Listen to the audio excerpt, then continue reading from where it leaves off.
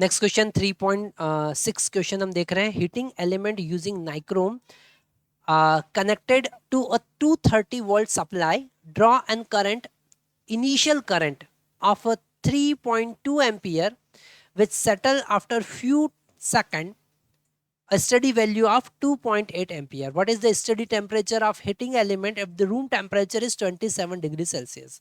If the temperature coefficient of the nichrome is 1.7 into 10 to power minus 4 per degree Celsius given है. तो यहाँ पर definitely अगर हमने जैसे ही उसमें करंट फ्लो होगा तो हीटिंग इफेक्ट के कारण टेम्परेचर इंक्रीज होगा और करंट फिर डाउन हो जाएगा क्योंकि रेजिस्टेंस बढ़ जाएगा.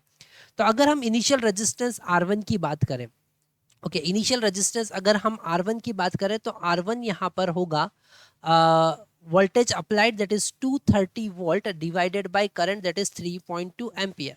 ओके फाइनल रेजिस्टेंस R2 की अगर हम बात करें तो यहाँ पर applied potential 230 divided by current यहाँ पर हुआ 2.8. ओके तो अगर हम यहाँ पर चेंज इन रेजिस्टेंस देखें that is delta R is equal to R naught into 1 plus R naught into alpha delta T. ये वाला कॉन्सेप्ट हम यहाँ पर लगाते हैं. Okay increment in resistance is equal to R naught alpha delta T. अब increment in resistance कितना हुआ यहाँ पर R1 R2 minus R1 is equal to R naught का value R1 into alpha delta T.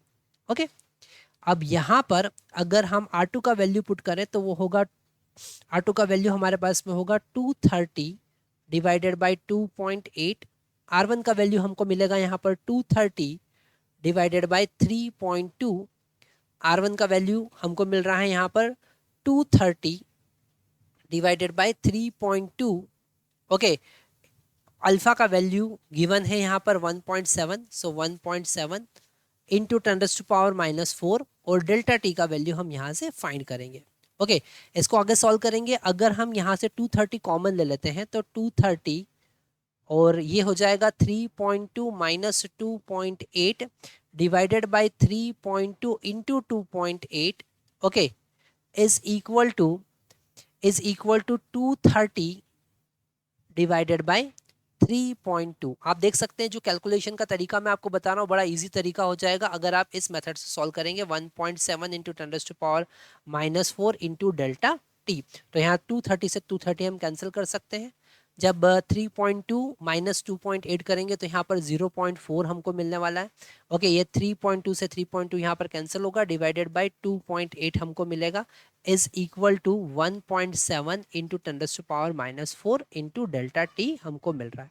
यहाँ से डेल्टा टी का value हम फाइंड करेंगे तो डेल्टा टी पहले हम इसे कैंसिल कर सकते हैं. ये 0 से पॉइंट कैंसिल होगा और यहाँ पर 4 से ये 7 टाइम कैंसिल हो जाएगा. तो हमको यहाँ पर मिल रहा है 1/7 into 1.7 into 10 to power 4.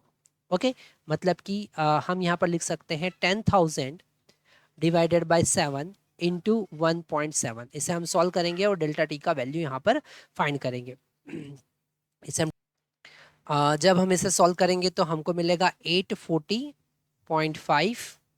Okay तो डेल्टा टी का क्या मतलब हुआ? डेल्टा टी का मतलब टी माइनस टी नॉट और टी नॉट का वैल्यू कितना है 27 इज इक्वल टू 840.5. ओके तो टी इज इक्वल टू हो जाएगा 840.5 प्लस 27 है ना मतलब कि 867.5 degree Celsius that is the answer. Okay तो हमारे पास में आंसर होगा 867.5 डिग्री सेल्सियस. आप देख सकते हैं कि जो हीटिंग इफेक्ट ऑफ करंट है और जब हम किसी रजिस्टर का टेम्परेचर इंक्रीज करते हैं तो रेजिस्टेंस कैसे बढ़ता है उससे रिलेटेड यहाँ पर बहुत सारे क्वेश्चंस हमारे एनसीईआरटी में गिवन है. तो इसका वेटेज हम 100% ज़्यादा ही होने वाला है.